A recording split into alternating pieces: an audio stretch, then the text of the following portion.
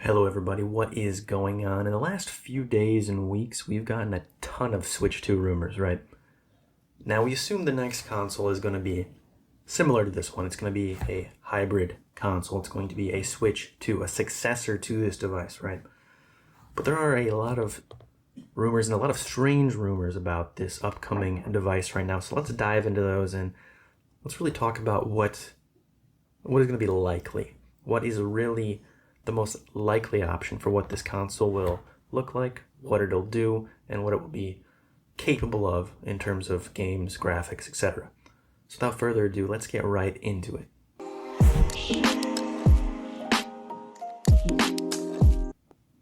Now, the first rumor itself is on the hybrid nature of this device. Will the Switch 2 even be a hybrid? Will it even really be a Switch 2, or will it be something else entirely? Besides the NES to Super NES, there really haven't been any direct sequels, so to speak, for Nintendo consoles, right? You look at something like the N64 to the GameCube, like the naming convention is different, shape's different, form factor, controller, it's all different. Same for that to the Wii, like radically different. Wii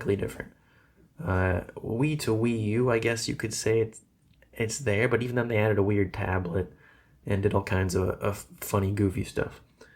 So, will the next device be a hybrid like this? I think the obvious answer is yes. I think there's no way it won't be. I think it was too successful for it not to be. They're not trying to go out there as much these days. Yes, they're gonna do new things. They're gonna try new gimmicks and stuff like that. But this worked, and it worked really well. And the rumors we have suggest this is the type of device it will be. So do not expect a non-hybrid console. Do not expect just a home console or just a handheld. They've tried that before, and I think that era for every company is done.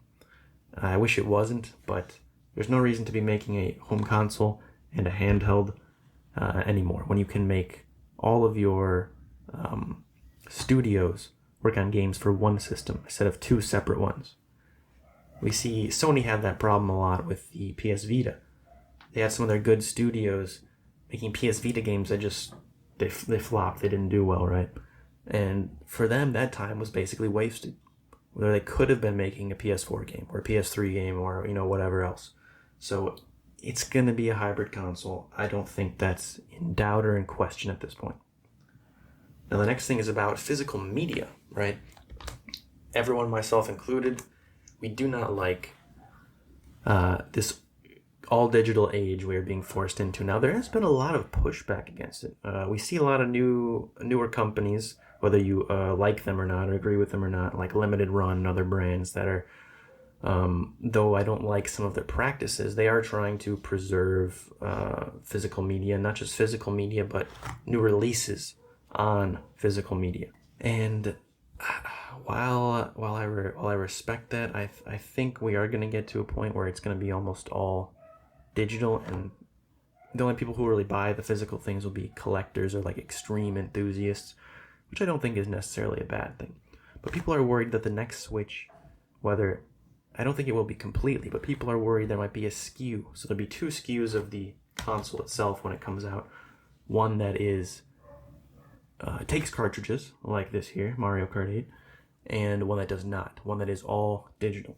I think it would be funny if they just named it the cartridge version and the non-cartridge version. That would be funnier, but I think they'll just call it, if they did that, we'll just call it the Switch 2 physical and Switch 2 digital, just to make it easier for customers. But I do not believe that is going to be the case. Excuse me there. Because, take Mario Kart 8 there, for example. It sold well over, 20 million copies? I don't know the exact numbers off the top of my head, but over 10 million of those are physical. So half, maybe a little less, maybe a little more, of their sales are physical still. Now that is decreasing. It's decreasing a lot more on other consoles, but not enough that Nintendo has a reason to not include, the cartridge bay here. Unlike a disc drive, even though disc drives aren't very expensive, the cartridge slot here is costing Nintendo almost nothing, right? It would shave maybe 50 cents to $1 or $2 off of the production. There's no reason to remove it other than to make everyone buy from your stores, your online retail store, because that's where you get your margin from, which is why, Sony, Microsoft, they really like people buying digitally from them because they get a cut of every single sale. I don't know what it is exactly. I think 30% or 20% or something like that on the PlayStation is the cut that Sony gets. So yeah, they love digital. And of course Nintendo does too. But they know too many people buy physically to get rid of that anytime soon. Maybe towards the end of the Switch 2's lifetime, we might get an all digital device. And I think for sure if there's a Switch 3 or whatever comes after, that will definitely at launch have a digital only version. But it's not going to happen now. So moving on to the next rumor is also kind of regarding games itself and more regarding the actual cartridges. So we know the cartridges are kind of expensive for companies. And there have been rumors about, well, will Nintendo actually deliver on backwards compatibility? And the rumors thus far are that, yes, there will be obviously the cartridge slot, there will be backwards compatibility, but the cartridges might be a little different for the new system itself. So think of like it is for the DS to 3DS, right? A DS card still works in a 3DS, but the 3DS cartridge is a bit bigger, has a different shape, different form factor, which could hopefully also reduce the price of the cartridges so that publishers, distributors can get the full game on the cartridge, so we can stop having these, Spyro Reignited Trilogy, Resident Evil triple pack here, where one game is on the cartridge and then the other two are just download codes. Like, that's not why people buy physical. Like, put the games on the cartridge. You can. All three of these games combined are probably maybe like 30 gigabytes at the most. And we see here at the bottom, includes game cartridge for Resident Evil 4 and a download code for 5 and 6. That's not necessary. The only reason they did that is because the cartridges were more expensive than they wanted to pay. That's the only reason. So if they can solve that as well as maintain backwards compatibility, I think we'll be in a good place. I hope that is what they will do. But I'm not so certain on that one that I would say it is the most likely scenario. Though I think it is more likely than not. Let's just leave it at that. The next and final one is going to be on the actual power of this device here, right? So when this came out,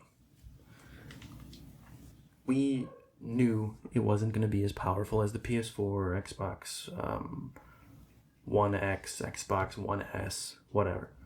It wasn't expected. But because of some of the rumors and behind closed doors demos that are supposedly happening for the Switch 2, namely where was it? Not Gamescom.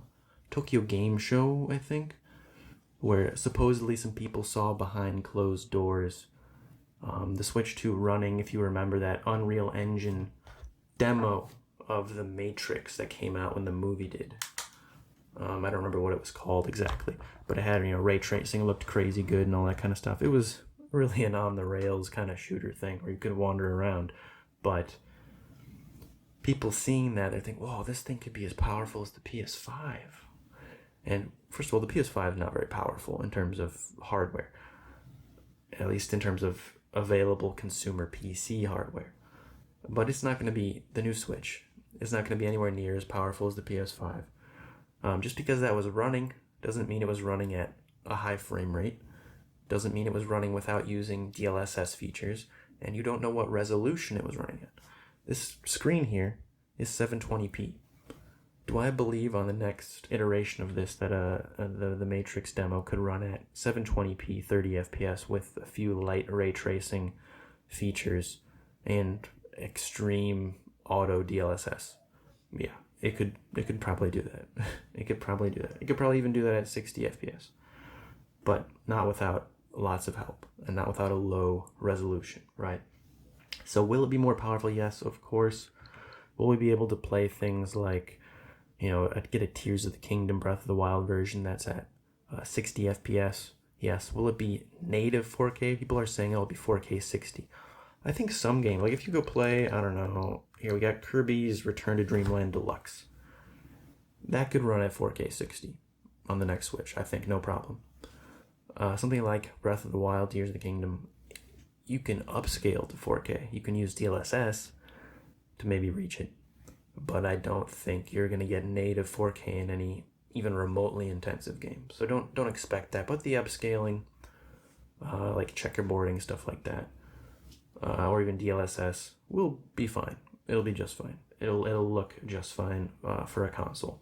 And when you're on the go, you're not going to care about that anyway. So a good 720p, or even if they bump it up to 1080p, will be totally fine. Will look totally gorgeous on a screen of this size. So the power, don't expect too much in terms of power, like a leap. Just expect maybe some games before that were 30 FPS are now going to be 60, or some games that really struggled and really had implementations of bad, FSR 1 or FSR 2. It's not going to be better, and it's going to be DLSS, because the next chip in the Switch 2 will be roughly equivalent to like a 2050, maybe 2060 mobile. And it will then now have DLSS capabilities, unlike the Tegra in this. And it'll have it'll have ray tracing capabilities, right? It'll have tensor cores, but don't expect ray tracing in any games. We don't expect any real tangible, noticeable ray tracing in any games. Even on PS5, right? Ray tracing, something like Gran Turismo, it's only in photo mode.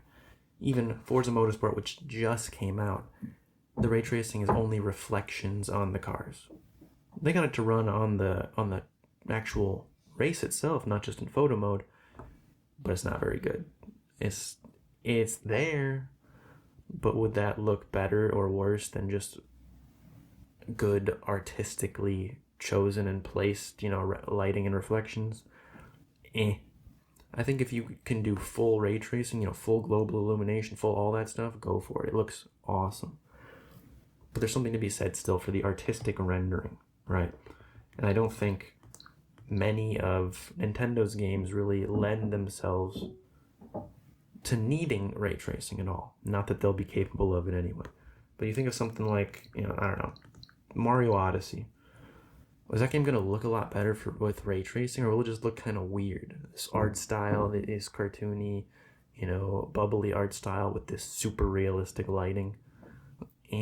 Like, do you need that? I don't think 99.9% of the people playing would even notice if you turned it on and off right in front of them, let alone actually desire it. But for some games, it will certainly improve the look, the feel of the game, right? So with that, let's go on to the last rumor here. And it has to do with pricing, both of the actual system itself and of the games. And this is more just my speculation. I think the console, maybe there will be different storage tiers. Like maybe you can get a 64, 128, 256, whatever, gigabyte storage. I think the base price will either be the same as the OLED is now, $350, or it'll be $400. I don't think it goes any higher than that in terms of price. In fact, I'm almost certain it won't be. And I think it's possible the OLED will drop down to $300 when it's released. So you have something at $300, $350, and $400. Or maybe even the OLED will drop down to $250 and the regular Switch to $199. I think that might be possible, but I doubt that. So expect $350 bare minimum, probably $400 to maybe $450 for like a high storage tier. And then the games, like stuff like this will always be $50, $60. Your third party, not necessarily a AAA game, but not necessarily just a little indie thing either. But your Nintendo games, this is from Nintendo. This is, a premier marquee title. Your Mario Odyssey 2, your Zelda Breath of the Wild 4, your Mario Kart 9 Deluxe, your whatever. They will be $70, just like Tears of the Kingdom already was. So for the console, expect $350 to $450 at the most. And for your Nintendo at least published games, your big games, they will all be $70. And we're going to see that switch right when the console comes out. You'll see whatever game launches with it. I predict maybe like Mario Odyssey 2 or some kind of new 3D Donkey Kong game, it'll be $70. There will be games that are still $60. There will be games that are still $40, $50. But the Nintendo games will be $70, and the console will be probably about $400. So those are all the rumors I wanted to discuss, and we'll kind of keep talking about this as the situation develops, as more rumors come out, as Nintendo reveals things, because the console is likely to come out sometime around fall next year. I don't think it's going to be as early as spring next year like the original Switch was, which came out like March 3rd or March 7th or something like that. So we got a little ways to go before Nintendo reveals it. I don't think they'll reveal it until spring next year, when all their big games for the Switch, the kind of sunset year of the Switch, will be out already. So before the new Princess Peach game is, I don't think we'll hear anything. But I think after that, maybe sometime in March, April, May, June even, but sometime before the end of June, I think we'll have a Nintendo Direct for the next console, which will then come out in October, November, etc. So that's what I have for today to discuss about these rumors. Let me know in the comments what you think about this device, what you want to see on the Switch 2, what you think about games being $70 on the Switch, and what you think about these rumors, if they're true or not, and when you think the console is actually going to come out itself, or when you hope it comes out. I'll leave it there, and we'll see you guys next time. I hope you have an excellent day, and until then, have a great one.